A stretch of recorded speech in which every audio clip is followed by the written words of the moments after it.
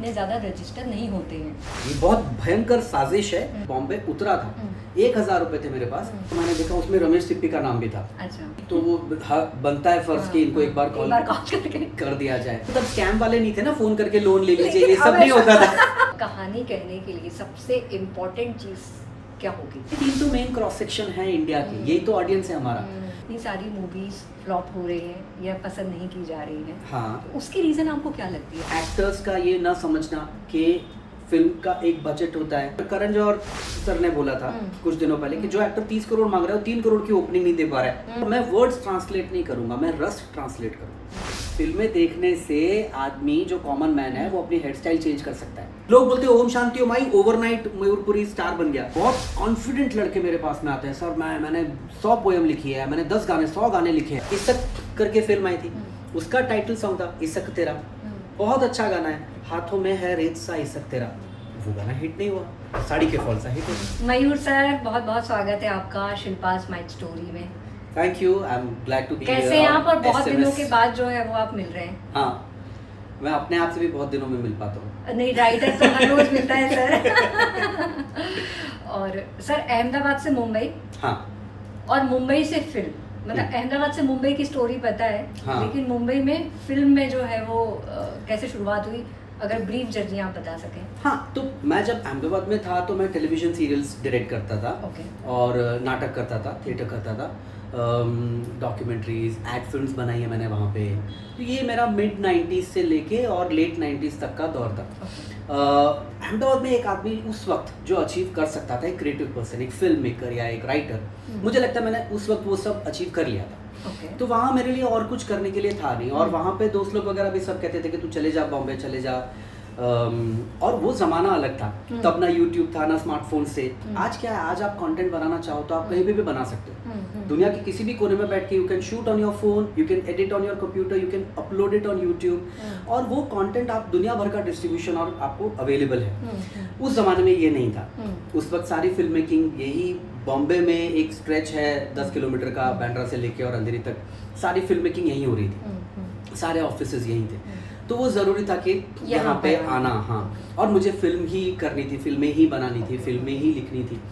तो मैं आया, हालांकि मैं लिखना नहीं चाहता था, I didn't want to become a writer, मैं डायरेक्टर बनना चाहता था। हाँ, एक्टिंग तो ज़बरदस्ती लोग करा देते, मैं उतना शौक नहीं। I am a good actor but I am not very fond of pursuing that. खैर, जब मैं आया 99 में, जुलाई में मैं आया यहाँ पे, तो मैंने अपने बायोडाटा में से, मेरा उस वक्त 7 पेज का बायोडाटा था, इतनी सारी चीज़ें मैं ऑलरेडी अहमदाबाद कर चुका था। तो मैंने उसमें से राइटिंग के सारे गिग्स निकाल दिए। अच्छा, कि सिर्फ डायरेक्शन में, हाँ, कि सिर्फ उस पर फोकस करूँ। और जैसे जब मैं आया तो बांद्रा में मेरा एक दोस्त रहता था, गैलेक्सी गेटी थिएटर के पास में रेलवे कॉलोनी है वहाँ पे, जहाँ साथिया पिक्चर की शूटिंग हुई है। वहाँ पे तो मैं उसके साथ में रहने लगा। और एहसान वाली कोई बात नहीं थी क्योंकि वो भी अहमदाबाद में मेरे घर पे 9 महीने रह चुका था। अच्छा। तो उसने बुला लिया, हम आ गए यहाँ पे।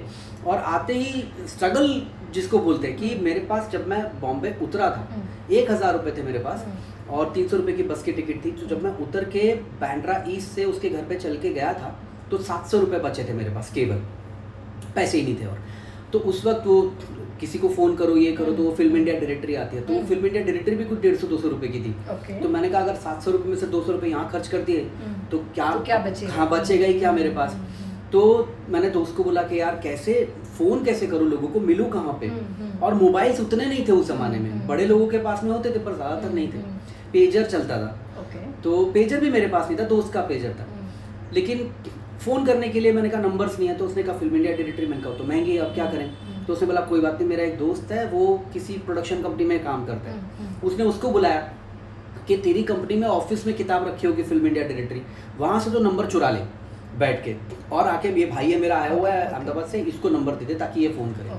तो इस तरीके से 2 दिन बाद मेरे हाथ में 8, 10, 20 नंबर आए। तो मैंने शुरू किया, उसमें ए से अब्बास मस्तान से लेके ऐसे सब नंबर्स थे। मैंने कहा तो मतलब तब तक आप किसी को नहीं जानते थे? किसी कोई दूर दूर तक कोई सरोकार नहीं, कुछ नहीं। तो मैंने कहा सबसे पहले किसको कॉल किया जाए, तो मैंने देखा उसमें रमेश सिप्पी का नाम भी था। अच्छा।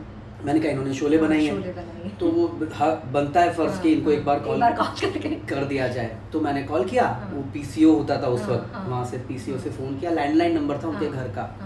तो शायद उनकी वाइफ ने उठाया, किरण जुनेजा जी, उन्होंने उठाया फ़ोन और मैंने कहा कि मेरा नाम मयूरपुरी है, मैं अहमदाबाद से आया हूँ और राइटर हूँ, डायरेक्टर हूँ, ऐसे ऐसे। तो उन्होंने कहा वो रमेश जी तो फॉरेन गए हैं, अब्रॉड गए हैं, 15 दिन के बाद आएंगे। तो मैंने कहा 15 दिन चलने के तो पैसे नहीं थे मेरे पास। तो खैर उस दिन का दिन आज तक मैं रमेश जी से मिल नहीं पाया हूँ।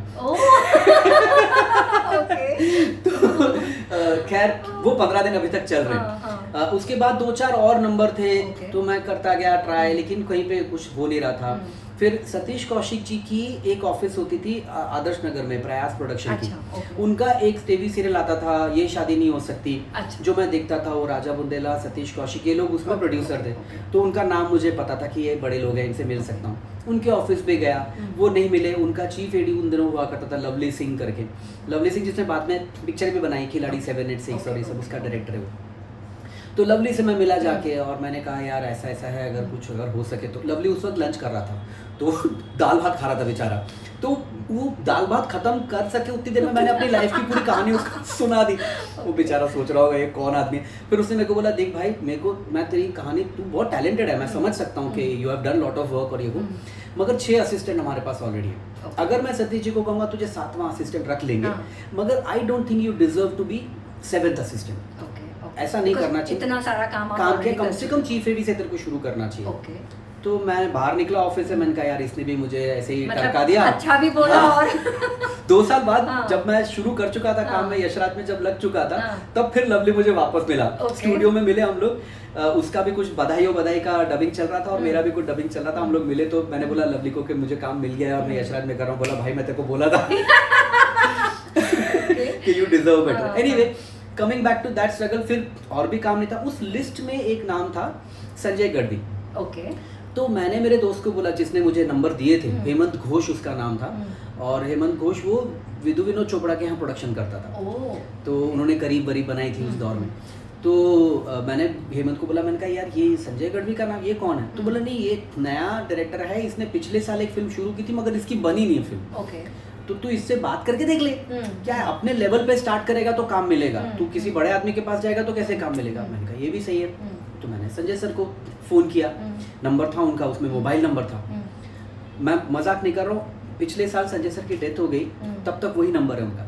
इतने 25 साल में उनका नंबर नहीं बदला। लेकिन सर पहले के दौर में अच्छी बात थी कि जैसे आपने कहा कि रैंडम आपने कॉल किया, उन्होंने उठा लिया और आप चले भी गए। भाई तब स्कैम वाले नहीं थे ना, फोन करके लोन ले लीजिए, ये सब नहीं होता था। तब ट्रगलर ही फोन करते थे। अब ऐसा नहीं होता ना, अब कोई नहीं उठाता फोन। खैर उन्होंने उठा लिया फोन। तो उन्होंने कहा मैं पिक्चर नहीं बना रहा हूँ, मैं तुझसे मिलके क्या करूंगा। मैंने कहा सर मुझे लगा ये गुजराती हैं, हालांकि वो बिल्कुल वो गुजराती खानदान में हैं, लेकिन वो तो बचपन से बॉम्बे में रहे, तो उनका कुछ गुजराती ऐसा टच नहीं था। पर मेरे को लगा मैं थोड़ा गुजराती कार्ड यूज करने की कोशिश करता हूँ। मैंने कहा सर मैं भी गुजरात से हूँ, आप भी गुजरात से। बोला मैं गुजरात से नहीं हूँ, मैं तो पेडर रोड से हूँ। मैंने कहा सर मैं इतनी दूर से आया हूँ, मिल लीजिए एक बार। तो उन्होंने बुलाया मिलने के लिए और 15 मिनट मिलने की बात हुई थी। मैं जब उनको मिलने गया तो 2 घंटे 3 घंटे बात हो गई। फिर उन्होंने कहा मैं अभी तो फिल्म, मेरे पास कोई प्रोजेक्ट नहीं है, लेकिन अगर प्रोजेक्ट हुआ तो मैं तुझे 100% बुलाऊंगा। I like you, I like. उन्होंने पहली चीज मुझसे पूछी कि which is your favourite Hindi film. तो मैंने तपाक से मैंने कहा अमर अकबर एंथनी। अच्छा ओके, अमर अकबर एंथनी। तो वो बहुत शॉकिंग आंसर था, बिकॉज या तो लोग बोलते हैं कि शोले या फिर पाथर पांचाली, मतलब यही 2 हैं, इसके अलावा कुछ है ना। मैं बहुत मासी कमर्शियल सोच के आया था, उस टाइप का काम करूंगा। तो फिर बड़ी बातें हुई ये सब। फेवरेट म्यूजिक डायरेक्टर कौन सा है? तो उस बड़ा फैशनेबल था, आर डी बर्मन सब लोग बोलते थे। मैंने बोला लक्ष्मीकांत प्यारेलाल। तो उन्होंने कहा अच्छा लक्ष्मीकांत प्यारेलाल क्यों पसंद है? तो मैंने कहा नहीं सर उनका अरेंजमेंट ये वो। तो उनको समझ में आया कि ये बंदा जानता है, थोड़ी कुछ चीजें जानता है और इसका अपना टेक है। जो भी है ये बाकी लोगों के जैसा प्रवाह में बहने वाला नहीं है। खैर तीसरे ही दिन उन्होंने मुझे काम के लिए बुला लिया। लकीली उनका प्रोजेक्ट शुरू हो गया। उनकी एक छोटी सी फिल्म बना रहे थे वो तेरे लिए नाम की, और सीधा चीफ एडी के तौर पे उन्होंने मुझे रखा। जैसा लवली ने कहा था वो प्रेडिक्शन उसका सच निकला। और 700 रुपए थे मेरे पास, लेकिन तीसरे दिन जब तक 500 रुपए बचा के रखे थे मैंने, मुझे नौकरी मिल गई। और उतनी सैलरी पे वो प्रोड्यूसर अगर ही हो गया कि जितना मेरा महीने का खर्चा मतलब that's how I started। सब पर्दे पे कहानी कहने के लिए सबसे इम्पोर्टेंट चीज़ क्या होगी? अगर सबसे इम्पोर्टेंट चीज़ है कि आप खुद एक अच्छे ऑडियंस होने चाहिए। क्योंकि जब मैं लिख रहा होता हूँ तो मेरे मन में कुछ नहीं होता कि कौन एक्टर है, कौन डायरेक्टर है। मेरे मन में कुछ नहीं होता कि कौन एक्टर है, कौन डायरेक्टर है, कौन प्रोड्यूसर है, कहाँ जाएगी, मैं ये सब चीज़ें नहीं सोचता हूँ। मैं ये सोचता हूँ मुझे मज़ा आ रहा है कि नहीं, एज एन नहीं, ऑडियंस। लेकिन सर बहुत सारे राइटर जो खुद अपना लिखा हुआ रहता है वो यही बोलते हैं कि मैंने तो बहुत अच्छा लिखा है, तो वो सारी चीज़ें तो अच्छी नहीं होती ना। हाँ, अब ये मतलब अगेन फिर वो डिपेंड करता है कि आप कहाँ से आए हो, आपकी अपब्रिंगिंग और आप कौन सी कहानी कहने की कोशिश कर रहे हो। ठीक है, जैसे फॉर एग्जाम्पल मनमोहन देसाई अपनी पूरी जिंदगी वो खेरवाड़ी में रहते थे, आते जाते लोगों को रास्ते पे सड़क पे देखते थे, उनका टच था, उन्होंने जिंदगी में कभी वो टच छोड़ा नहीं। मैं भी छोटे से शहर से आया हूँ, मैं जिस गांव में पला बड़ा कलोल, जहाँ पे छोटा सा ये है गांव, छोटा सा कस्बा है, छोटा सा टाउनशिप है, मगर उस छोटे से टाउन के आसपास 80 गांव है, उन 80 गांव का मेन मार्केटिंग यार्ड वहाँ पे, तो सारे किसान वहाँ पे आते हैं बीज खरीदने के लिए, हल खरीदने के लिए, चीज़ें फर्टिलाइजर खरीदने के लिए। इफ्को की फैक्ट्री है वहाँ बहुत बड़ी, इंडिया की सबसे बड़ी फर्टिलाइजर मैन्युफैक्चरिंग वहाँ पे है। तो ये सारा वहाँ पे GIDC है, तो फैक्ट्रीज है बहुत सारी। तो मजदूर और किसान और मिडिल क्लास लोग जो ONGC में, रेलवे में नौकरी करते हैं, उस तरह के लोग, ये तीन तो मेन क्रॉस सेक्शन है इंडिया के, यही तो ऑडियंस है हमारा। तो मैंने सारी फिल्में इस क्राउड के साथ देखी है, थिएटर में जा के, गेट कीपरों के डंडे खा के हम लोगों ने पिक्चरें देखी है, और इन ऑडियंस के साथ में। तो क्या रिएक्ट करते हैं ये ऑडियंस, किन चीज़ों पे रिएक्ट करता है, क्या चीज़ें इन्हें अच्छी लगती है, क्या नहीं अच्छी लगती है, ये सारी चीज़ें बहुत इंपॉर्टेंट तो होती वो है। वहाँ पे सीखा कि वो उन लोगों के बीच रह के। हाँ, तो एक आत्मसात हो जाती है वो चीज़ कि आप बार बार आप वही ऑडियंस, और वो आपका टच जाना नहीं चाहिए। मैं अभी भी मैं इसीलिए थोड़ा एक्टिंग से कतराता हूँ। मैं बहुत फेमस नहीं होना चाहता विजुअली, फेस वाइज मैं नहीं चाहता कि लोग मेरा फेस ज़्यादा देखें। मैं चाहता हूँ कि मैं हफ्ते में जो एक बार रास्ते पे पानी पूरी खाता हूँ मैं खा सकूँ। मैं चाहता हूँ कि मैं रास्ते पे जो चाय पी सकता हूँ किटली पे जाके, मैं वो कंटिन्यू, क्योंकि वहाँ मेरी बातें होती हैं आम लोगों से। राइटिंग का वो सारा मसाला, हाँ, जो वो बातें टच नहीं छूटना चाहिए, आम लोगों से आपका जो कनेक्ट है वो नहीं छूटना चाहिए, वो बहुत ज़रूरी है। और ऐसा नहीं है कि अगर आप आम लोगों के टच में नहीं है, सपोज आप इंडस्ट्री किड हैं, आप जुहू बैंड्रा में बड़े हुए, बड़े बंगलों में रहे, तो फिर आप उस तरह की फिल्में बनाइए। करेक्ट, जैसे फरहान अख्तर है, जोया अख्तर है, वो जिस परिवेश को जानते हैं उस परिवेश की फिल्म बनाते हैं, तो वो करेक्ट है। लेकिन आप रहते हुए एक AC कमरे में ऑल द टाइम और आप एक झोपड़पट्टी की कहानी बनाने की कोशिश करोगे तो कैसे आएगा? आएगा?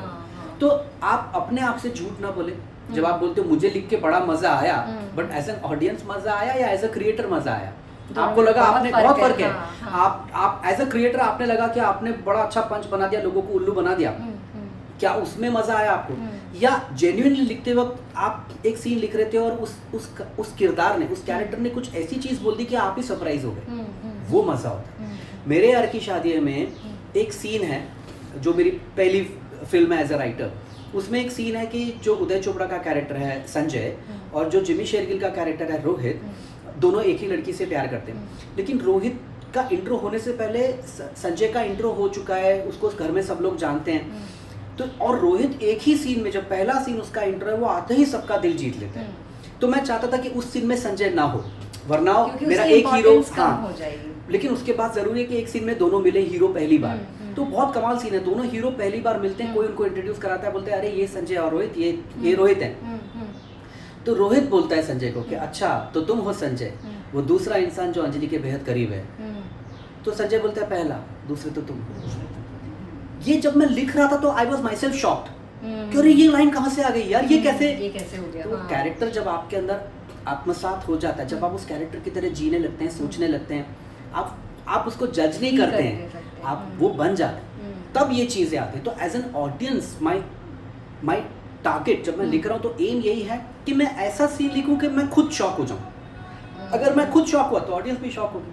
तो लेकिन अगर ये सब पहचानना हो कि खुद के अंदर राइटिंग का पहली चीज़ तो कीड़ा कितना ज़्यादा है, कम है और कहाँ है, तो वो मेजरमेंट कुछ किया जा सकता है? दो चीज़ें हैं, एक इंटरनल प्रोसेस कि आप कितना पैशनेटली फील करते हैं, आप कितना, क्या सचमुच आपको फर्क पड़ता है, do you give a dam, do you worry, do you care about your characters, do you care about what is happening in the story, क्या आपके लिए वो इम्पोर्टेंट है, क्या आपके लिए वो, अगर पर्सनल नहीं है, जिस मुद्दे पे आप कहानी बना रहे हो, अगर वो पर्सनल आपके लिए नहीं है, जैसे मेरे लिए, मुझे पता है कि अगर मेरी बचपन की कोई दोस्त होती जिससे मैं प्यार करता तो उसकी शादी जाके मैं जरूर तोड़ने की कोशिश करता।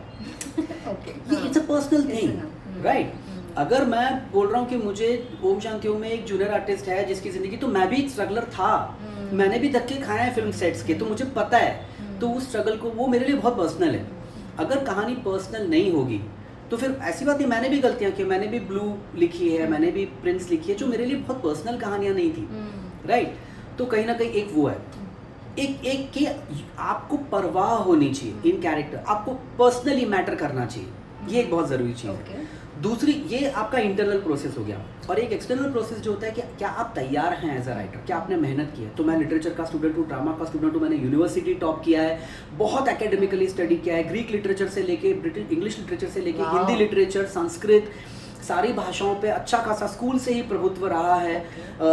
अलग अलग लैंग्वेजेस, अलग अलग डायलैक्ट्स, अलग अलग तरह की चीज़ें, और मुझे बहुत पसंद है, पोइट्री बहुत पसंद है, शायरी बहुत पसंद है, ड्रामा बहुत पसंद है। तो लिरिक्स राइटिंग में भी कितने सारे अच्छे गाने। जब तक आप अपने आप को तैयार नहीं करेंगे, आपको पता होना चाहिए एक्ट स्ट्रक्चर क्या होता है, आपको पता होना चाहिए कि कहानी कैसे बनती है, किस मोड पे क्या चीज़ होनी चाहिए, और ये फॉर्मूलाज नहीं है, मतलब ये 5000 साल से चला आ रहा है, यही कहानियाँ सर्वाइव, यही स्ट्रक्चर सर्वाइव करता है। तो दोनों तरीके, आजकल के राइटर्स में देखता हूँ उन्हें मेहनत नहीं करनी है, या तो बहुत पैशनेट है, या तो बहुत मेहनत कर रहे हैं, मतलब क्राफ्ट सीख गए, एक्ट स्ट्रक्चर पता है, ये पता है, वो पता है, मगर कहानी में दिल नहीं है, एक ये होता है। या ये कि बहुत पैशनेट है मगर स्ट्रक्चर की कोई अकल नहीं है, कोई शऊर नहीं है। तो ये दोनों चीजें करना बहुत जरूरी है। अगर आपको क्राफ्ट और आर्ट दोनों का कॉम्बिनेशन। सर अभी क्या लग रहा है, इतनी सारी मूवीज फ्लॉप हो रही हैं या पसंद नहीं की जा रही हैं, हाँ, तो उसकी रीजन आपको क्या लगती है? मतलब क्योंकि लिख तो अभी भी बहुत सारी मूवीज तो सारे एक्सपीरियंस राइटर्स ही लिख रहे हैं। डिसऑनेस्टी, आप ऑनेस्ट नहीं है। थोड़ा इसको ब्रेक डाउन करें, डिसऑनेस्टी। आप पैसा कमाने के लिए अगर पिक्चर बना रहे हैं, ओके, मैं जानता हूँ हर बिजनेस की तरह ये भी एक बिजनेस है, और पैसा कमाना जरूरी है, पैसा नहीं कमाएंगे तो पिक्चर कैसे चलेगी। मगर क्या होता है, ये वो विधा है कि जिसमें पैसा इज अ बाई प्रोडक्ट, पैसा is not the main product. Main product जो है वो स्टोरी टेलिंग। मेन प्रोडक्ट ये है कि क्या आप एक कहानी कह रहे हैं जो कहीं जानी चाहिए, क्या आप एक कहानी कह रहे हैं जो लोगों को मैटर करती है, और उसके प्रति ऑनेस्ट रहना वो बहुत ज़रूरी है। ये नहीं कि हमने एक आइटम सॉन्ग डाल दिया और 2 गिमिक कर दिए कि यहाँ पे एक्शन आ गया, एक वन लाइनर डायलॉग हो गया। सब लोग मेरे पास आते, ओम शांति के बाद में इतने मेरे लाइन लगी हुई थी मेरे घर के बाहर, प्रोड्यूसर लोग, एक्टर लोग शैम्पेन भेजते थे, केक भेजते थे, और पीछे पड़ रहे साइन कर लो मेरी पिक्चर, साइन कर लो। मैं कभी साइन करता तो फिर बोलते सर वन लाइनर डाल दीजिए, एक चुटकी सिंदूर। हाँ, मगर आप देखिए ओम शांति में कोई वन लाइनर नहीं है, वो वन लाइनर की पिक्चर नहीं है, वो उस कैरेक्टर का सच्चा इमोशन है। उस एक चुटकी सिंदूर उस लड़की की कहानी है कि जो वो सचमुच चाहती है वैलिडेशन, वो सचमुच एक रिश्ता चाहती है जहाँ वो एक वैलिड बीवी बन के रह सके एक आदमी की, ना कि उसकी केप्ट या ना कि उसकी रखैलिया, ना कि एक उसकी साइड बिजनेस टाइप। तो वो एक चुटकी सिंदूर क्यों मांग रही है? वो वैलिडेशन मांग रही है जो उसकी जिंदगी की हकीकत है, जो पर्दे पे जो कैरेक्टर वो कर रही है। लोगों को लग रहा है कि ये वो लिखने के लिए नहीं लिखा गया डायलॉग ना, उसका एक मतलब है। आप पिक्चर अभी बाकी है मेरे दोस्त, या इतनी शिद्दत से उसकी बात करें तो वो क्यों वर्क करता है डायलॉग? क्योंकि आप देखिए उस कैरेक्टर की जिंदगी में कुछ भी नहीं है, न तो वो बड़ा कमाल का एक्टर है, वो खुद बोलता है कि हमारे खानदान में सबको ओवर एक्टिंग की बीमारी, they are not really good actors, right. ना वो पैसे वाला है, ना उसके रसूखात है, ना ताल्लुकात है, ना किसी भी तरीके से वो बड़ा आदमी नहीं है, करेक्ट। तो ऐसी स्थिति में आदमी जिंदा कैसे रहेगा? सिर्फ होप के सहारे, सिर्फ उम्मीद के सहारे। तो पिक्चर भी बाकी का मतलब ये है कि उसे उम्मीद, उसकी होप नहीं मरी है, और ये हर आदमी में होती है। तो आप जब कैरेक्टर की सच्चाई लिखेंगे, आपको वन लाइनर्स की जरूरत नहीं है। वन लाइनर्स बकवास चीज है, उसका कोई मतलब नहीं होता है। वन लाइनर्स से नहीं बनती है कहानी, कहानी कैरेक्टर की सच्चाई से बनती है। तो कहीं ना कहीं हम वो मिस आउट कर रहे हैं कहानियों में, कहीं ना कहीं वो रियलिटी नहीं है। लेकिन सिर्फ क्या कहानियां ही जिम्मेदार हैं? बिकॉज अभी इस तरह का सिनेरियो हो गया है कि राइटर भी बहुत प्रेशर में काम कर रहा होता है, मगर बहुत अच्छी कहानियाँ, बहुत अल्टरनेटिव स्टोरीज, बहुत डिफरेंट काइंड ऑफ स्टोरीज भी हैं हमारे पास। मगर मेन स्ट्रीम सिनेमा पिछले 5 साल में, स्पेशली पैंडेमिक के बाद में जिस करवट बैठा है, ये बहुत गंदी करवट है। मतलब ये ऐसी करवट है कि ये खड्डे में करवट लिया तो ऊँट उल्टा हो गया है, ऊँट के पाँव ऊपर हो गए, समझ नहीं आ रहा है। बिल्कुल। उसका रीजन एक्टर्स का ये ना समझना कि फिल्म का एक बजट होता है। आप देखिए अभी कुछ दिनों पहले ही जावेद साहब ने कहा था एक इंटरव्यू में कि अब एक्टर जो है, बड़े एक्टर जो है, 3 वैनिटी वैन, एक नहीं। पहली बात तो उसका नाम है वैनिटी वैन, वो वैनिटी के लिए है, शो ऑफ के लिए है। जरूरत नहीं है, मेकअप रूम्स भी होते थे पहले और लोग जाते थे पहले, कम क्या मधुबाला किसी वैनिटी वैन में जाती थी? नहीं जाती थी। मगर चलिए एक वैनिटी वैन, अब 3, एक में जिम बना रखा है, एक में सिर्फ खाने के लिए है, एक में सिर्फ लैपटॉप लेके 4 असिस्टेंट मैनेजर्स बैठे हुए हैं।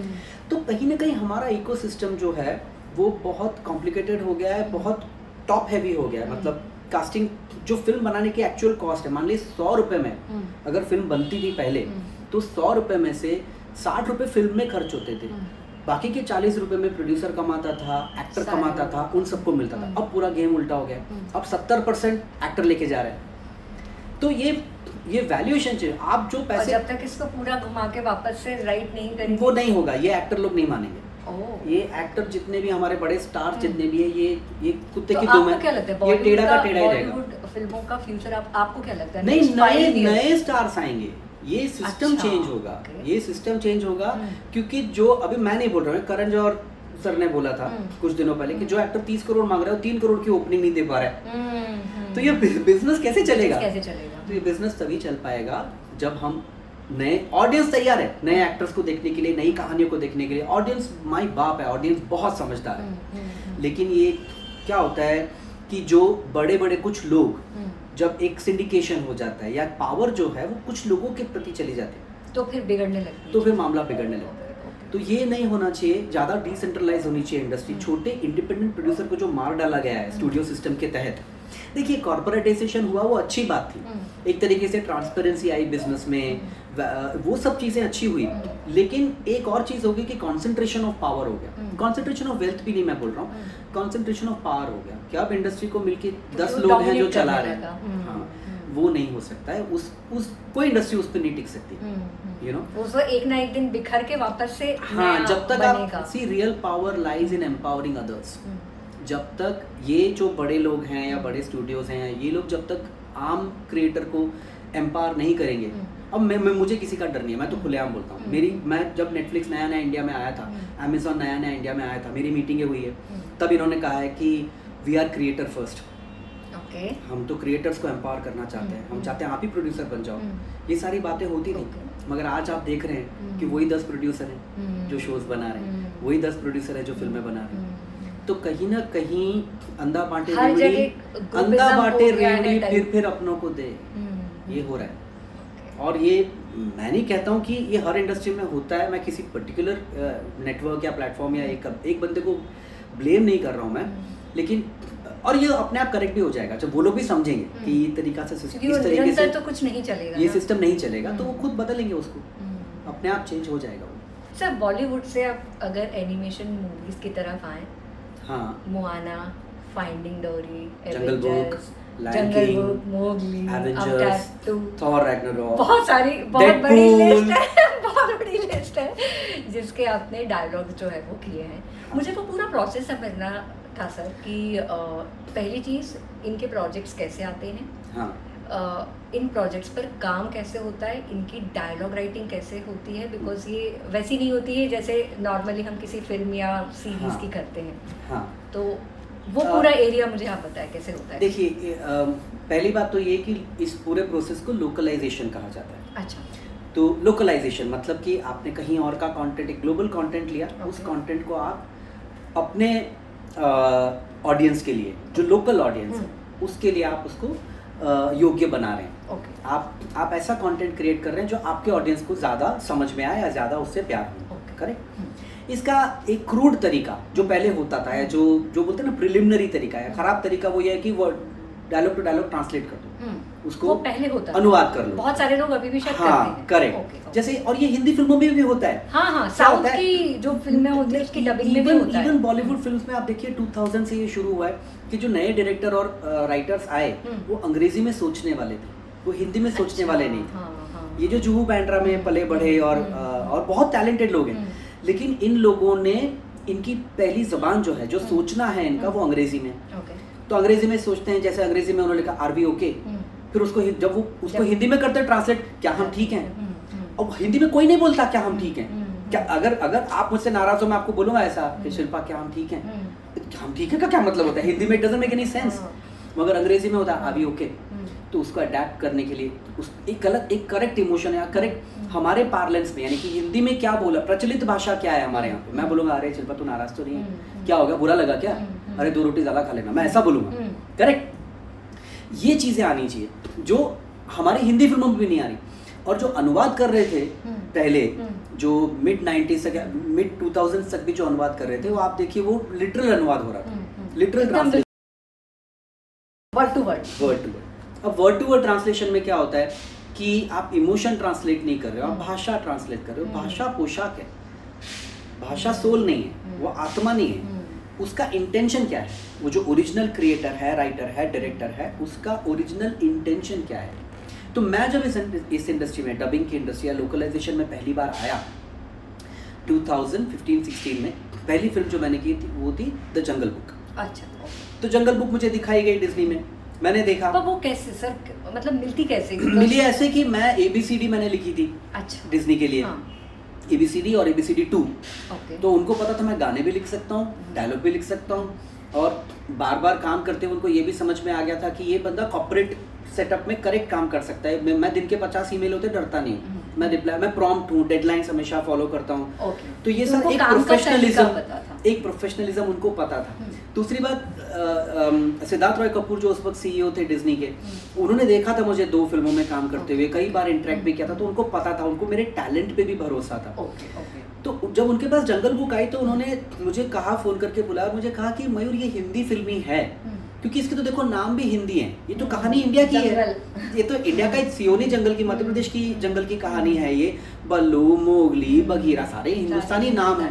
तो मैंने कहा नहीं, मुझे नहीं करना है ये, मैं किसी पिक्चर को ट्रांसलेट क्यों करूँ। तो उन्होंने कहा नहीं ट्रांसलेट नहीं, आप एक बार देखो film, and then you tell us क्या किया जा सकता है। तो मुझे उस वक्त पता नहीं था इसको लोकलाइजेशन कहते हैं क्या, मुझे नहीं पता था ये सब। मैंने कई बार चीज़ें कर देता हूँ, बाद में मुझे पता चलता है कि मैंने क्या कर दिया है।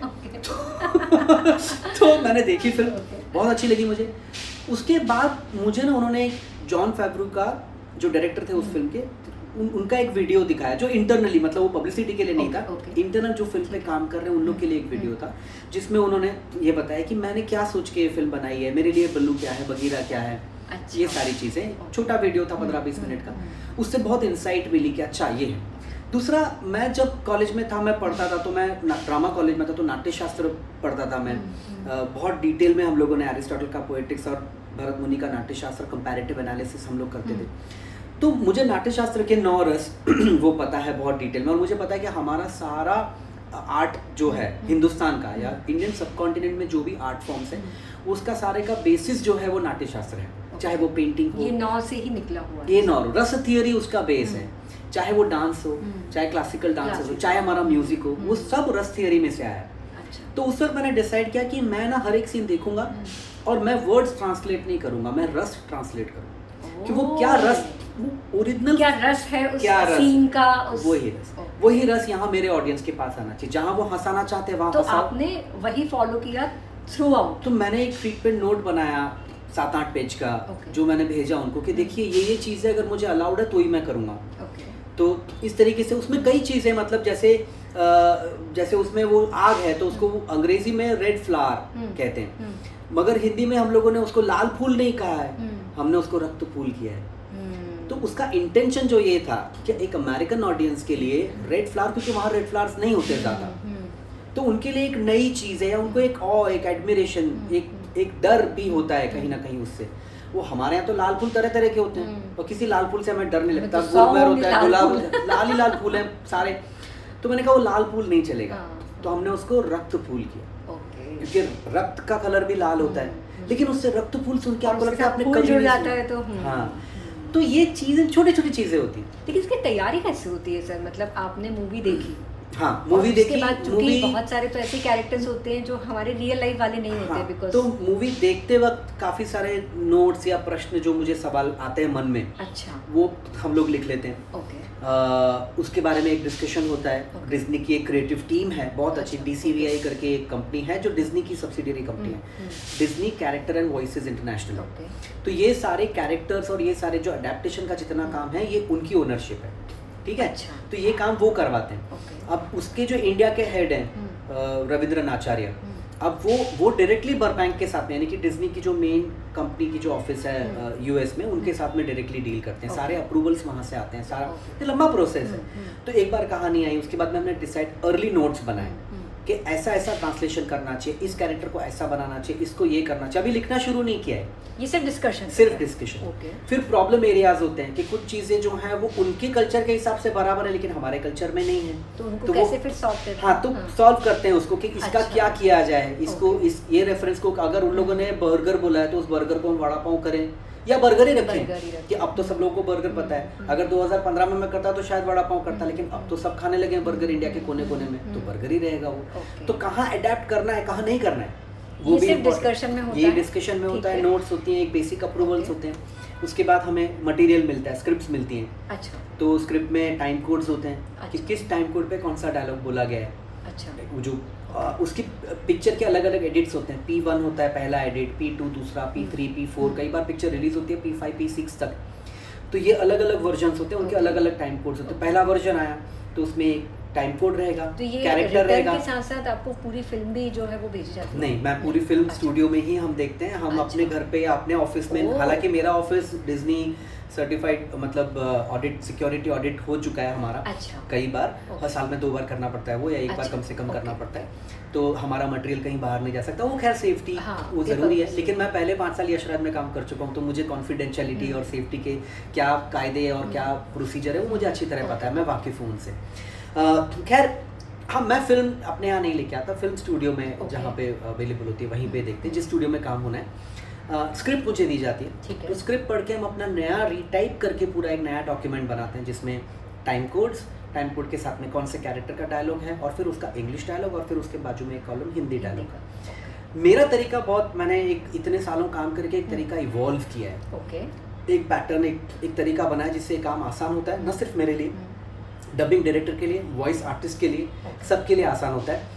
और वॉइस आर्टिस्ट कई बार, मतलब ये बहुत रेयर है कि वॉइस आर्टिस्ट तो स्क्रिप्ट में नीचे हर पेज पे लिखा होता है कि प्रिपेयर्ड बाय मयूरपुरी, तो वो ढूंढ के मुझे कॉल करते हैं या इंस्टा पे मैसेज करते हैं या ट्विटर पे पकड़ते हैं, बोलते हैं भाई Thank आपकी you. स्क्रिप्ट है, मैंने डब की, बहुत मज़ा आया, Okay. क्योंकि बहुत वो मज़ा आया। तो खैर बहुत लोग अच्छा ही लिखते हैं, ऐसी बात नहीं, मगर मैं बहुत स्ट्रक्चर्ड हूँ अपने कामकाज में। तो वो जो आपका तरीका है वो मैं बता रहा हूँ, हाँ। ओके। तो वो तरीका मेरा ये है कि मैं सबसे पहले जो इंग्लिश डायलॉग भी है, जो इंग्लिश हाँ। फ्रेजियोलॉजी है उसकी, मैं उसको ब्रेक डाउन करता हूँ exactly the way it is spoken in the film, कि उस एक्टर ने पॉज कहाँ लिए ओरिजिनल फिल्म में, ओके। तो वो पॉजेस के हिसाब से ब्रेक डाउन, तो वर्टिकली स्क्रिप्ट पढ़ने में आसान होता है। तो जब उसका हिंदी करूंगा तो भी वही पैटर्न में कंटिन्यू एक करूंगा। एग्जांपल अगर सर दे सके, एक किसी फॉर dialogue का, एग्जाम्पल, हाँ, ये किसी फिल्म का है, मैं ऐसे हाँ, बोल रहा हूँ, अगर हाँ। इंग्लिश में उसने एक डायलॉग है, हाँ। राइटर ने लिखा होगा कि if you come close to me I will give you a slap, एक डायलॉग है, मान लो, if you come close to me I will give you a slap. अब इसको कई तरीके से बोला जा सकता है, if you come close to me I will give you a slap. If you come close to me, I'll give you a slap. If you come close to me, I'll give you a slap. ठीक है, ये तीनों pause phraseology अलग हो गई इसकी। तो मैं पहले देखूंगा कि अंग्रेजी में किस तरीके से ब्रेक किया है इसको। अच्छा, उस हिसाब से आप हिंदी में हाँ, करते तो हैं। अगर उसने अंग्रेजी में कहा है कि if you come close to me I give you a slap, ठीक है, तो ये रिदम पैटर्न आपको मन में रखना है। तो अब मैं इसको जब ट्रांसलेट करूंगा कि अगर तुम मेरे करीब आए तो एक थप्पड़ मारूंगा तुम्हें, ठीक है, तो now I will break it. If अगर you come close to me, मेरे करीब आए, I will give you a slap, थप्पड़ मारूंगा तुम्हें। तो ये ब्रेक डाउन करने से काम आसान हो जाता है। देखिए, कोई भी इमारत, अगर आपके पास में 2 ट्रक ईंटें हैं, तो किसी ज़मीन पे लाके आप 2 ट्रक ईंटें फेंक दोगे तो बिल्डिंग नहीं खड़ी होती है, आपको ईंट रखनी पड़ती है, फिर सीमेंट लगाना पड़ता है, फिर दूसरी ईंट, फिर तीसरी ईंट, ऐसे करके ना दीवार तो बनती है। तो ये क्रिएटिव काम में भी आप जो बड़ा काम है, बड़ा चंक है, एक एक डायलॉग का, उसको छोटे छोटे हिस्सों में बांट दो, छोटे छोटे टुकड़े में, फिर उसको इकट्ठा करो, और फिर सबसे बड़ी बात, जितना लिखा है उतना पढ़ो। जैसा अंग्रेजी में उसने एक्टर ने परफॉर्म किया, एक अच्छे डायलॉग राइटर को एक्टर होना बहुत ज़रूरी है। आपको परफॉर्म करना आना चाहिए, जैसा उसने बोला है वैसा ही आप भी रीड करो। आप अपना हिंदी रीड करो, उसके फिर बैठ रहा है कि नहीं बैठ रहा है, डबिंग में करेक्ट बैठ रहा है कि नहीं बैठ रहा है, टाइमिंग करेक्ट है कि नहीं। तो ये इस तरीके से हम एक ड्राफ्ट करते हैं फिल्म का पूरा। अच्छा, अब इसमें लिपसिंग भी हमको ध्यान रखना पड़ता है। तो लिपसिंग की 3 टेक्निक्स हैं जो मैं आपको बता देता हूँ। कोई ट्रेड सीक्रेट नहीं है, मैं तो चाहता हूँ और लोग आए और लिखें, कोई मैं अपने, और ये कई 30 फिल्मों के अनुभव से आया है ये, लेकिन ये अच्छी चीज़ है, आप ध्यान में रखें। सबसे पहली गलती जो लोग करते हैं, वो जो बिगिनिंग, किसी डायलॉग की शुरुआत होती है, उसका जो बिगिनिंग सिंक होता है वो पकड़ने की कोशिश करते हैं। भूल जाओ, बिगिनिंग सिंक की कोई आवश्यकता नहीं, ठीक है। एंड सिंक पकड़ो, डायलॉग खत्म कहाँ हो रहा है, जब खत्म होने पे लिप बंद हो रहे हैं या खुले हैं, एंड सिंक क्या है? एंड सिंक आ है, ई है, ऊ है, प है, फ है, ब है, म है। एंड सिंक क्या है? तो आप जो डायलॉग लिखो उसको पहले एंड सिंक को जितना क्लोज हो सके उतना करने की कोशिश करो, क्योंकि एंड सिंक के बाद में डायलॉग खत्म करना क्या होता है, जब आप टाइप करके जब एंटर करते हैं ना, तो आप चैट जीपीटी यूज करते हैं, सब लोग यूज करते हैं। तो चैट जीपीटी आपका प्रॉम्प्ट जो है तुरंत नहीं लेता है, जब आप टाइप कर रहे हो तब तो नहीं लेता है वो पूरा। गूगल वैसे काम नहीं करता है। जब आप गूगल सर्च में करते हो तो जैसे जैसे आप टाइप करो वैसे वैसे वो सजेशन थ्रो करना शुरू करता है, मगर चैट जीपीटी वैसे क्योंकि उसे समझना है कि आप क्या बोल रहे हो। चैट जीपीटी में आपने एक सेंटेंस लिखा, उसके अंत में क्वेश्चन मार्क डाला है या एक्सक्लेमेशन डाला है, इस पे उसका आंसर अलग हो सकता है, क्योंकि वो प्रोसेस करता है। तो पूरा लिखने के एंड तक चैट जीपीटी वेट करता है, जब आप एंटर मारते हो तभी वो फिर पूरा प्रोसेस करता है। वैसे ही आपको लिखना है, तो आपको देखना है एंड सिंक कहाँ आ रहा है। एंड सिंक को पहले आप मैच करने की कोशिश करो। करेक्ट? आपने ये जो phrase if you come close to me I will slap you, तो अगर तुम मेरे करीब आए तो थप्पड़ मारूंगा तुम्हें। करेक्ट? ये आपको मैच करना है। अब यू, मैं तुम्हें, तो हो गया, थप्पड़ मारूंगा तुम्हें, तो मुझे यू का सिंक मिल जाएगा, राउंड लिप मिल जाएगा मुझे। करेक्ट? इसके बाद में दूसरा जो आपका काम है वो ये है कि उस पूरे फ्रेज के बीच में आपको एंकर ढूंढना है। ये सब मेरे टर्मिनोलॉजी है, किसी किताब में नहीं लिखा, ये मैंने बनाई ये चीज़ें। लेकिन अब ये इंडस्ट्री में सब लोग यूज़ कर रहे हैं टर्म्स कि सर इस लाइन में एंकर क्या है, अब बोलने लगे लोग। बहुत इंटरेस्टिंग है। तो एंकरिंग का मतलब क्या होता है? You catch your bilabials. तो आपने जो फ्रेजियोलॉजी ब्रेक किया, if you come close to me I will slap you. Correct? तो इफ में तो कोई एंकर नहीं है। You come close to me, तो कम क्लोज टू मी, तो कम में म में लिप आपके मिल रहे हैं, तो ये आपका प फ ब भ म, ये आपके बाइलेबियल्स होते हैं। प फ ब भ म, प फ ब भ म। तो ये कहाँ आ रहा है, वहाँ आप मैच करने की कोशिश करो। करेक्ट? तो आपका एंड सिंक मैच हो गया, फिर आपका एंकरिंग हो गया, प फ ब म से एक भी मिल जाए, अगर ओरिजिनल में 2 हैं तो आप एक कहीं से मिल जाए आपको तो चलेगा। और फिर तीसरी चीज़ अगर आपको मिले तो आप ओपनिंग सिंक, कि जहाँ उसका मुंह खुल रहा है बोलने के लिए वहीं से आपका भी शुरू हो, और वो आपका करेक्ट हो। अगर वो आ से कर रहा है तो माँ से कर रहा है तो माँ, वो तीसरी चीज़ है इंपॉर्टेंट। मगर ये 3 टेक्निक हैं जो आप फॉलो कर सकते हैं, और अगर आप ये फॉलो करोगे तो आपका सिंक भी अच्छा जाएगा। आप वर्टिकली लिखो ताकि एक्टर को इजी रहे, डायरेक्टर को इजी रहे, मैच कर सके वो लाइन टू लाइन। करेक्ट? और एट द सेम टाइम आप ये तीनों फार्मूला अगर आप ये टेक्निक यूज़ करेंगे तो आपका काफ़ी।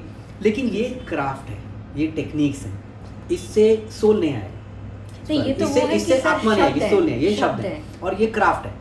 मगर मेन चीज शब्द क्या होंगे? हाँ, मेन चीज आपको ये करना है कि आप अडेप्ट क्या कर रहे हो उस कैरेक्टर की, उस ओरिजिनल फिल्म में अपने ऑडियंस के लिए क्या रस वो क्रिएट करने को कोशिश कर रहे हैं, क्या फीलिंग क्रिएट करने को कोशिश कर रहा है। आपको वही फीलिंग क्रिएट करनी है। जहाँ वो जोक क्रैक कर रहा है वहाँ आपको जोक बनाना है, जहाँ वो जोक नहीं मार रहा है वहाँ आपको जोक नहीं बनाना है, जहाँ वो रुलाने की कोशिश कर रहा है वहाँ रुलाना है, जहाँ थ्रिल है वहाँ थ्रिल है, जहाँ एटीट्यूड है एटीट्यूड है। तो ये सारी इंफॉर्मेशन सर मिलती है या राइटर को खुद कैच करनी नहीं, खुद क्रिएट करनी पड़ती है हमें। अपने लिए अपना होमवर्क, अपनी तैयारी खुद करनी पड़ती है।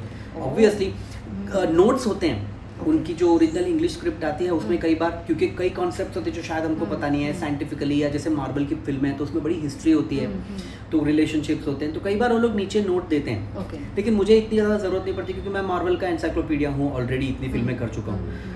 तो मुझे मार्वल, डिज्नी, पिक्सार अब तो आपने इतनी सारी कर दी अब तो कहीं कोई ये है ही नहीं कि किसी तरह का कुछ। तो मुझे काफ़ी पता है उस बारे में। मगर हाँ, मेरे यहाँ पे ऑफिस में भी मार्वल एनसाइक्लोपीडिया, डीसी एनसाइक्लोपीडिया पड़े हुए हैं, ऑनलाइन फोरम्स हैं, ऑनलाइन फैन क्लब्स हैं, फैन के चैट रूम्स हैं, मैं सब जगह होता हूँ।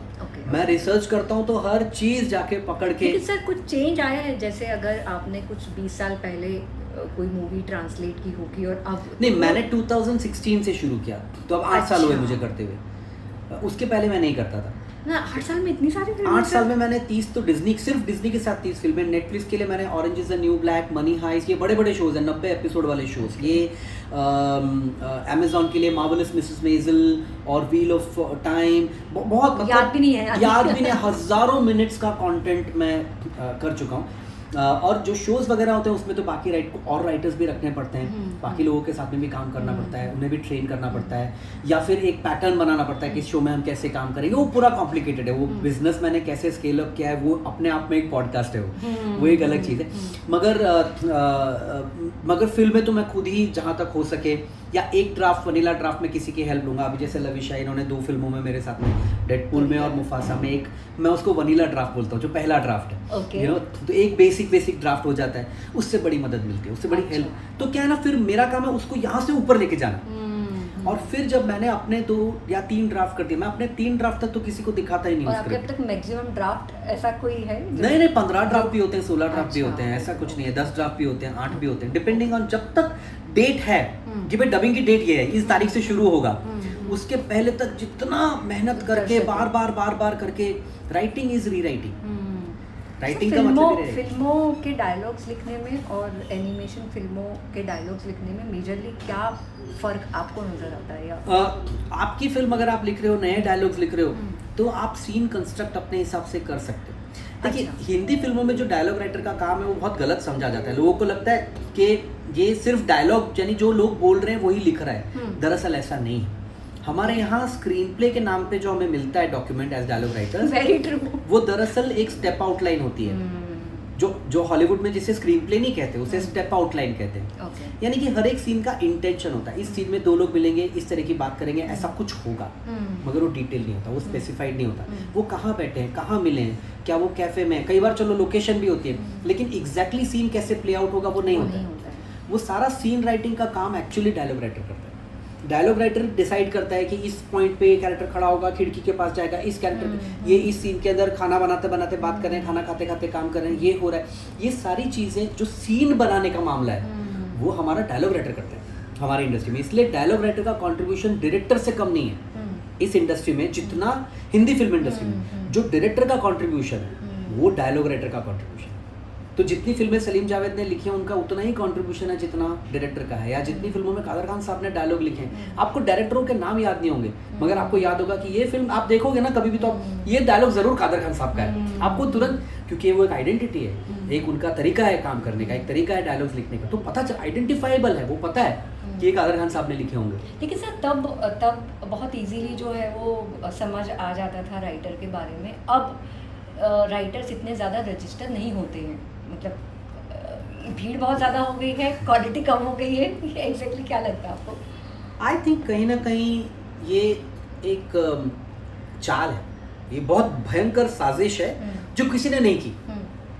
मतलब ये स्वायत्त हुई साजिश है, ये अपने आप एक साजिश हो गई है कि कोई भी इंडस्ट्री में पावर कीप्स गेटिंग कॉन्सेंट्रेटेड। किसको पावर मिलनी चाहिए? तो ऑब्वियसली प्रोड्यूसर पैसा खर्च करता है। अच्छा, ये वो वही घूम तो फिर के प्रोड्यूसर बात चाहेगा कि कर- पावर उसके पास हो। एक्टर, क्योंकि एक्टर सेलेबल हो गए, जब एक्टर स्टार बन गए और हमारे यहाँ स्टार वर्शिप है, तो एक्टर चाहेगा पावर उसके पास हो। एक ज़माना था जब कंटेंट पे ही सबसे ज़्यादा दारोमदार था, और लिटरेचर से लोग आते थे। फिल्में लिखने के लिए जो लोग आते थे वो साहित्यकार थे, बड़े बड़े शायर थे, बड़े बड़े पोएट थे, पंडित मुखराम शर्मा और वजाहत मिर्ज़ा, के आसिफ, कमाल अमरी, ये सब साहित्यकार ही तो हैं। मंटो कहानियाँ लिखते थे, इसमत चुगताई कहानियाँ लिखती थी फिल्मों में, तो लिटरेचर से आए थे। ये अपने आप में गाढ़ा होता था इनका कद इतना ऊंचा था। मतलब इवन 70s 80s में गुलशन नंदा के नॉवलों पे कहानियाँ बनी हैं, बंगाल में सारे टैगोर पे कहानियाँ बनी हैं, विभूति भूषण बंदोपाध्याय पे कहानियाँ बनी, उनकी कहानियाँ लेके फिल्में बनी हैं। तो लिटरेचर से जब कहानियाँ बनेंगी तो लिटरेचर में जिसने क्रिएट किया उसको आपको मान सम्मान देना ही पड़ेगा, करेक्ट? क्योंकि वो तो अपने आप को अपने प्रोफेशन में, अपने एरिया में प्रूव कर ही चुका है, उसको आपके वैलिडेशन की ज़रूरत नहीं है। जो साहिल लुधियानवी, और साहिल लुधियानवी है, वो 1000 मुशायरे कर चुका है, किताबें छपवा चुका है, उसकी नज़में सुपर हिट हैं, लोग उससे बहुत मोहब्बत करते हैं, तभी ना तो आप फिल्म में उनको गाने दे रहे हो। तो पहले ये था। अब का प्रॉब्लम ये है, दोनों चीज़ें, कि राइटर्स ने भी कुछ किया नहीं है, ऐसा कुछ नहीं किया कि माइंड ब्लोइंग काम, हाँ, आपने अपने आप को प्रूव करिए, ठीक है?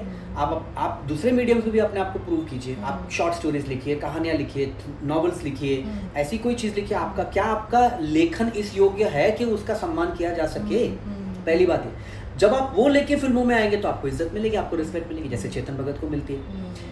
चाहे पॉपुलर नॉवेल्स लिखते हैं वो, चाहे उनके नॉवेल्स को आप पसंद करें न करें, या आप बोलें कि वो बहुत ही पल्प मसाला टाइप के नॉवेल्स हैं, ठीक है, वो अलग बात है। मगर चूंकि उनका एक रीडरशिप है, उनकी एक ऑडियंस है, और करोड़ों लोग उनके नॉवेल्स को पढ़ चुके हैं, तो एक लेजिटिमेसी, एक वैलिडिटी, कहीं कुछ तो है, कहीं कुछ तो है। तो फिर जब वो फिल्मों में काम करते हैं तो अपनी टर्म्स पे कर सकते हैं ना, वो बोल सकते हैं कि भाई मैं इतने पैसे लूँगा, मेरा नाम यहाँ होना चाहिए, वहाँ होना चाहिए। करेक्ट। उनकी पहली फिल्म जब हुई थी 3 इडियट्स, तभी वो विनोद चोपड़ा इतने बड़े प्रोड्यूसर से भिड़ गए थे कि मेरी क्रेडिट ठीक नहीं हुई है, ये है वो है। ये स्टैंड कौन ले सकता है? वो तभी लिया जा सकता है जब आपने अपने आप को प्रूव किया है। तो एक प्रॉब्लम तो ये है कि राइटर्स खुद भी हमारे यहाँ पे कमज़ोर हैं और अपने आप को बहुत ज़्यादा प्रूव नहीं किया है। एक वो है। दूसरा, इंडस्ट्री का जो पावर फोकस है वो एक्टर्स के प्रति ज़्यादा हो गया। वो एक्टर्स और प्रोड्यूसर्स के प्रति ज़्यादा हो गया या प्लेटफॉर्म के प्रति ज़्यादा हो गया। अब जो रिलीज, जहाँ डिस्ट्रीब्यूशन नेटवर्क है, क्योंकि आप इंडिपेंडेंट प्रोड्यूसर हो, आप कितनी बड़ी पिक्चर बना लो, कितना ही अच्छा काम कर लो, आपको थिएटर नहीं मिल सकते जब तक आपको उन 10 लोगों में से किसी का आशीर्वाद ना मिले। आप समझ रहे हो?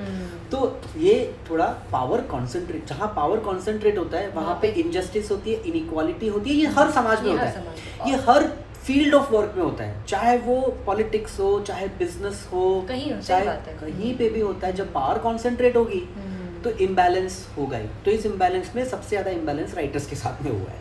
सर, बहुत सारे राइटर्स अभी, जैसे आपने कहा कि शॉर्ट फिल्में लिखो, कहीं ना कहीं कुछ लिखते रहना ज़रूरी है। हाँ। बहुत सारे राइटर्स को शिकायत रहती है कि उनको काम नहीं मिलता इंडस्ट्री में। तो इसकी क्या वजह आपको लगती है कि वो सही तरीके से पहुंच नहीं पा रहे हैं, या अगेन आपने जो बात कही, काम क्यों ढूंढ रहे हो आप? नहीं, बहुत सारे लोग जो सिर्फ राइटर हैं। एक बात बताइए, एक बंदा राइटर क्यों बनता है? पहले आप मुझे बताइए कि इंटेंशन क्या है उसका राइटर बनने का, किस लिए राइटर बनना? देखिए, अभी तो मुझे जो लगता है ना, ज्यादातर राइटर्स पैसे कमाने के लिए राइटिंग में आए हैं, मैं कहानी कहने के लिए नहीं आए हैं। मुझे 1 बाय 1 आप 4 रीजन बताइए कि क्यों। मैं आपको बताऊंगा वो चारों रीजन में से सही रीजन कौन सा है और गलत रीजन कौन सा है, और सही है तो क्यों है, गलत है तो क्यों है। पहला रीजन आपने बोला पैसे कमाने के लिए। तो देखिए, मैंने लिखी एक फिल्म हैप्पी न्यू ईयर, जिसमें मानुष नंदन सिनेमाटोग्राफर थे। बहुत पहली फिल्म, लेकिन बहुत अच्छा काम उन्होंने, बड़ी फिल्म। मैं भी बड़ा राइटर था, ओम शांति पहले लिख चुका था। लेकिन जो बड़े स्टार होते हैं, उनके जो हेड स्पॉट बॉय होते हैं, आजकल उनके 4-4 स्पॉट बॉय होते हैं, 4-4 पर्सनल असिस्टेंट होते हैं। अब जो हेड स्पॉट बॉय है उसको पर डे उस जमाने में भी 30-35 हज़ार रुपये नॉर्मल है। ठीक है, 30-35 हज़ार रुपये उस वक्त 2012-14 में था ये। तो 150 दिन की शूटिंग हुई। तो जो हेड स्पॉट बॉय हैं उन्होंने मुझसे और मानुष नंदन से ज़्यादा पैसे कमाए। आज हम लोग एक जैसे कोई फिल्म में लुक सेट करने के लिए हम लोग बोलते हैं भाई हीरोइन का लुक सेट करना है, उसका मेकअप, उसका लुक कैसा रहेगा, तो एक काम करते हैं, लुक टेस्ट के लिए हम मिकी कॉन्ट्रैक्टर को बुला देते हैं। तो मिकी जी आते हैं। मिकी जी ऐसे ही मैं फर्ज करूँ क्या 1 लाख रुपए लेते हैं एक दिन का लुक बराबर, और बहुत वो डिजर्व करते हैं। वो ग्रेट, वो आर्टिस्ट है, वो कलाकार है। जो मिकी कॉन्ट्रैक्टर कर सकता है वो कोई और नहीं कर सकता। उसको पता है कि मैं पल के इतनी कर्ल करूंगा तो उसका क्या इम्पैक्ट होगा कैरेक्टर पे, और अगर ज़्यादा कर्ल किया तो क्या इम्पैक्ट होगा। ये उतना डिटेल में उनको इतनी महारत हासिल है। तो अगर वो बोलते मैं दिन का 1 लाख लूंगा या 5 लाख लूंगा तो लोग देते भी हैं, बिल्कुल वैलिड है। मैं कहता हूँ ज़रूर मिलना चाहिए उनको, कोई प्रॉब्लम नहीं। उनका एक असिस्टेंट आता है जो मिरर लेके खड़ा रहता है और कंगा लेके खड़ा रहता है। अब चूंकि आप मिकी जी को 1 लाख रुपए दे रहे हो तो उसको भी आपको 50,000 या 75,000 देने पड़ते हैं। आप समझ रहे हो? लेकिन दोनों की अगर पैसे कमाना है, अगर पैसे कमाना है तो आप हेयर स्टाइलिस्ट बन जाएं, आप पर्सनल वैले बन जाएं, किसी आर्टिस्ट के मैनेजर बन जाएं, मेकअप मैन बन जाएं। बहुत पैसा है।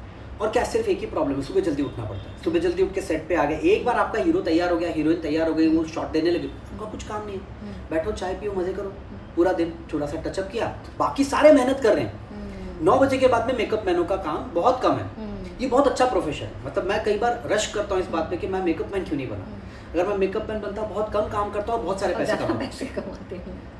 तो जब एक फिल्म में, बड़ी फिल्म में, कमर्शियल फिल्म के अंदर हेड स्पॉट बॉय जो है वो एक राइटर से ज़्यादा पैसे कमा रहा है, तो आप पैसे कमाने के लिए राइटर क्यों बनना चाहते हो? तो आपका वो लॉजिक ही गलत हो गया, आपका वो मोटिवेशन। लेकिन बहुत सारे लोगों को सर यही लगता है ना कि अगर हमें पैसे नहीं मिलेंगे, मतलब ऐसा, क्योंकि बहुत ज़्यादा शोषण भी होता है राइटर्स का, तो एक होता है ना कि घर कैसे चलेगा, वो थॉट हर एक इंसान। मैं वही बोल रहा हूँ। तो मैंने बोला आप मेरे को एक रीजन बताओ। आपने बोला पहला रीजन पैसे कमाने के लिए, तो पैसा कमाना सबसे ज़्यादा मुझे जो नजर आता है वो गलत रीजन है। उस रीजन के लिए आप और कोई भी काम कर लो, ये काम ना करो। पैसे कमाने के लिए हिंदी फिल्म का राइटर मत बनो, ये रीजन गलत है। अब आप मुझे दूसरा रीजन दीजिए। नहीं, मुझे ये एक सबसे बड़ा रीजन नहीं लगता तो फिर है। इसके reason अलावा थी। बाकी सब फिर तो ये रीजन हर एक किसी काम इंसान की अलग अलग है।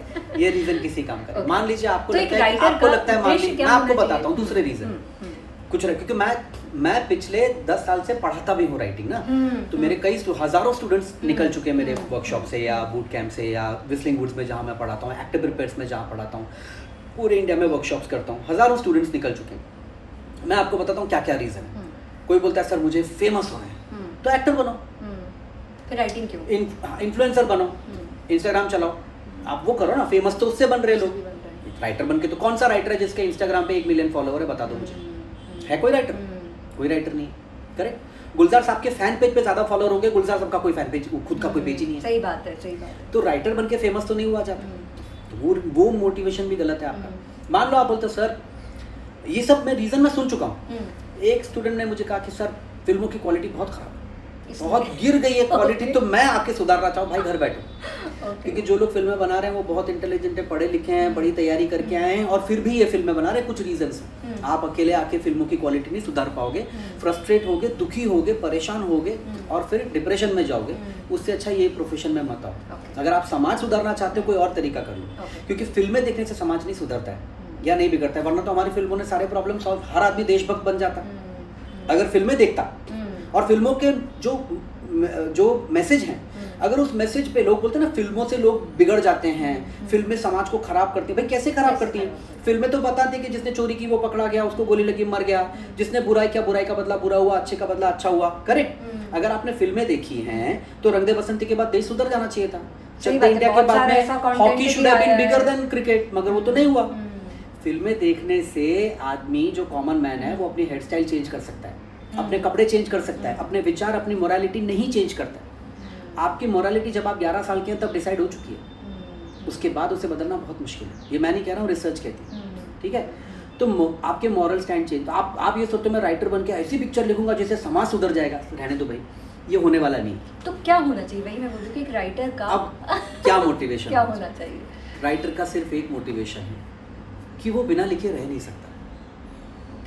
लिखना ही उसकी आइडेंटिटी है, लिखना ही उसका काम है। अरिस्टोटल ने हजारों साल पहले कहा था, we are what we repeatedly do. हम वही होते हैं जो हम रोज करते हैं, जो हम बार बार करते हैं, ठीक है। आप लोगों के साथ बैठ के रोज बात करते हो, इंटरव्यू लेते हो, आप उनके मन में झांक के उनकी नॉलेज को निकालने की, उनकी बात, तो आप एक पॉडकास्टर हो, या आप एक रेडियो जॉकी हो, या आप एक इन्वेस्टिगेटिव पर्सन हो, या आप एक जर्नलिस्ट हो, ये आपकी आइडेंटिटी, क्योंकि ये आपका रोज का काम है। अगर आप, जो आदमी रोज प्लेन चलाता है वो पायलट है, जो ट्रेन चलाता है वो ट्रेन का ड्राइवर, करेक्ट। जो रोज लिखता है वही राइटर है। कोई रीजन नहीं है। मैं शुरुआत के 10 साल तक मुझे किसी ने एक फूटी कौड़ी नहीं दी लिखने के लिए, मैं लिखे जा रहा था, मैं लिख रहा था 10 साल तक। एक दिन लोग बोलते ओम शांति ओम, सर बहुत डिफिकल्ट है। लोग बोलते ओम शांति ओम आई, ओवरनाइट मयूरपुरी स्टार बन गया। ओवरनाइट नहीं था भाई, ओवरनाइट नहीं, मैं तो 92 से लिख रहा हूँ, 93 से लिख रहा हूँ। ओम शांति ओम 2007 में आई है, तो मैं तो रोज ही लिखता हूँ, रोज 10 पेज लिखता हूँ, 5 पेज लिखता हूँ, तब जाके मुझे नींद आती है। तो आप राइटर हैं क्योंकि आप रोज ये काम करते हैं, और यही एक रीजन, इसके अलावा और कोई रीजन नहीं है। आपके पास और रीजन हो सकते हैं, मुझे घर चलाना है, मुझे पैसे की जरूरत है, तो मैं कैसे पैसे कमाऊं? तो मैं अपनी कहानियां बेच के या अपने गाने बेच के। देखिए साहिर साहब की बहुत अच्छी एक नज्म है जिसमें उन्होंने कहा है कि आज उन गीतों को बाजार में ले आया हूँ जिन गीतों को तेरे प्यार की खातिर, जो गीत मैंने तेरे प्यार की खातिर लिखे, लिखे तो प्यार की खातिर थे, लेकिन आज बाजार में लाए, हालात ऐसे हो गए। करेक्ट। कि परछाइयां में उन्होंने लिखा है कि जो मॉरल्स होते हैं, वैल्यूज होते हैं, आज मुफलिसी उन्हें जिन्स बनाने पे उतर आई है। जिन्स मतलब चीजें, बिकने वाली चीजें, जो बाजारू। आज हमारे वैल्यूज, मॉरल्स, हमारा टैलेंट वो बाजारू चीज हो गई, क्योंकि हालात ऐसे। तो हालात आपको आपकी कला बेचने पे मजबूर कर रहे हैं, या आप उसको, आप एक समझौता कर रहे हो, या आप ये कर रहे हो। बाकी आप लिखते हो सिर्फ अपने लिए, आप औरों के लिए नहीं लिखते। ये रीजन होना चाहिए। मेन रीज़न ये है कि मैं लिखता हूँ क्योंकि मुझे लिख के मज़ा आता है, मुझे लिख के मैं एंजॉय करता हूँ, मेरे लिए थेरेपी है, मेरी मेंटल हेल्थ के लिए ज़रूरी है कि मैं लिखूँ। अगर ये एक कारण नहीं है तो मत लिखो। अगर और कुछ भी कर सकते हो दुनिया में, और कोई भी काम आपको आता है, झाड़ू मारना आता है, आप झाड़ू मारो, लेखक मत बनो। बहुत मुश्किल काम है लेखक बनना। मतलब कैलिफोर्निकेशन करके एक सीरीज़ है बहुत अच्छा, उसमें वो एक, उसका जो हीरो है वो राइटर है, तो वो फिल्म स्कूल में लेक्चर देने के लिए जाता है। तो वो वहाँ के स्टूडेंट्स को बोलता है कि being a writer is having homework for the rest of your life. पूरी जिंदगी, अगर आप स्कूल में होमवर्क करना अच्छा नहीं लगता था तो अभी कहाँ राइटर बनने आ रहे हो भाई, रोज लिखना पड़ेगा। तो ये आपके पास में सही रीजन होना चाहिए राइटर बनने का। जब आप सही रीजन से राइटर बनोगे कि मैं राइटर हूँ, मुझे लिखना आता है और लिखना ही आता है और मुझे ये बहुत पसंद है, फिर क्या होगा, दोस्त लोग, परिवार, कोई तो आपको पूछेगा, किसी को आप सुनाओगे, क्योंकि आपका इंटेंशन सही है तो लिखा हुआ सही होगा, क्योंकि आप वही लिख रहे हो जो आपका सत्य है, जो किसी और का सत्य नहीं है। वो सत्य अवेलेबल नहीं है मार्केट में, वो यूनिक प्रोडक्ट हो गया क्योंकि वो आपका ही सत्य है। करेक्ट। मान लीजिए आप घाटकोपर में बड़े हुए या भुसावल में बड़े हुए, तो मान लीजिए दो शिल्पाएं, एक घाटकोपर में रहती है और एक भुसावल में रहती है। इन दोनों शिल्पाओं का सत्य अलग अलग होगा। घाटकोपर वाली शिल्पा के मन में एक अलग कहानी है, भुसावल वाली शिल्पा के मन में अलग कहानी है। ये दोनों एक दूसरे को रिप्लेस नहीं कर सकते, इन दोनों को एक दूसरे से कोई खतरा नहीं है। जो ज्यादा मेहनत करेगा, जो ज्यादा सच्चा होगा वो चलेगा।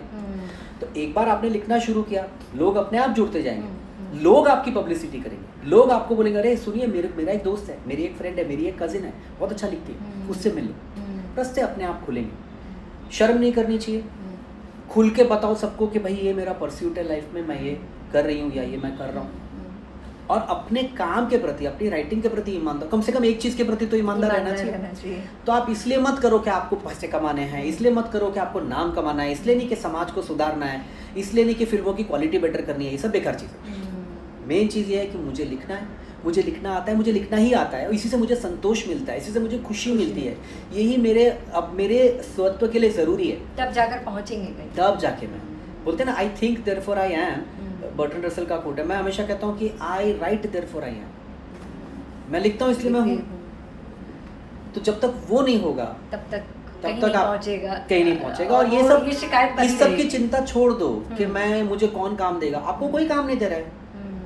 आप फेसबुक पे शॉर्ट स्टोरीज डालना शुरू कीजिए, आप सेल्फ पब्लिश कीजिए किताब। राइटली सेड कि अभी ना लोग मेहनत करने से कतराते हैं, बिकॉज़ क्या होता है, खुद का मेहनत, अपने ब्रांड को आगे बढ़ाने में बड़ी मेहनत लगती है। जब आपको अपना ब्रांड बनाना है, आप अपना एक फेसबुक का पेज बना रहे हो, यूट्यूब का चैनल बना रहे हो, अभी आप ये पॉडकास्ट को मार्केट तक ले जाते, लोगों तक पहुंचाने में आपको कितनी मेहनत पड़ेगी, आपको बहुत काम करना पड़ेगा। अब ये तो आपके पीछे कोई बड़ा प्रोड्यूसर तो है नहीं कि जो आपको पैसे दे रहा है कि आप ये पॉडकास्ट करो। आप इसलिए कर रहे हो क्योंकि आपके अंदर है, आप चाहते हो वो करना। अब उसमें कितना काम है, लेकिन आप ये सोचो कि मैं हर हफ्ते यूट्यूब पे आऊं, मेरा एक चैनल है जहाँ पे मैं दिखाई दूं, लेकिन उसके लिए पैसे कोई और खर्च करे, उसकी मार्केटिंग कोई और करे, काम मेहनत सारा उसके लिए कोई और करे, गेस्ट से कोऑर्डिनेशन कोई और करे, ये तो नहीं होगा। आपने खुद ही मुझे 4 बार मैसेज किया, आपने खुद ही फॉलो किया, आपने खुद ही ये सब मेहनत की ना अपना पॉडकास्ट करने के लिए। तो राइटर्स को अपनी स्टोरी, अपनी कहानी के लिए सारी मेहनत खुद करनी पड़ेगी। जब आप खुद मेहनत करोगे तो आप छोटा छोटा कंटेंट करो। आप ये मत सोचो कि जब आप इंडस्ट्री में आए हो नए तो पहले दिन से आप ये मत सोचो कि आपको करण जौहर और आदित्य चोपड़ा मिल जाएंगे। आप शुरुआत अपने जैसे लोगों के साथ करो। जब मैंने पहली फिल्म लिखी थी या पहली बार फिल्म में काम शुरू किया था, तो संजय गढ़वी सर उनकी पहली फिल्म थी, जीत प्रीतम पहली बार म्यूजिक कर रहे थे, तो सारे नए लोग थे। हमने तो ये सपने नहीं देखे कि हम बड़े आदमियों के साथ काम करेंगे, हमने तो छोटी सी शुरुआत की। ये और बात है कि सब टैलेंटेड थे, इंटेंशन सही थी, तो सब निकल गए। पिक्चर फ्लॉप हुई मगर हम सब हिट हुए। तो आप सही काम करते जाएं, जल्दबाजी में न रहें। राइटर बनने की प्रक्रिया में आप कभी कहानी सुनेंगे, ऐसी स्टोरीज आप सुनेंगे कि अरे फला आदमी था, उसने जाके 2 लाइन सुनाया डायलॉग और सलमान खान ने बोल दिया कि हाँ मैं कर रहा हूँ तेरी पिक्चर।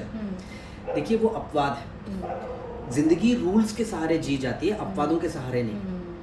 कायदे कानून से जिंदगी चलती है, अपवाद से नहीं चलती है, एक्सेप्शन से जिंदगी नहीं चलती है, रूल से चलती है। आप रूल फॉलो करें, एक्सेप्शन पे भरोसा करके ना बैठे।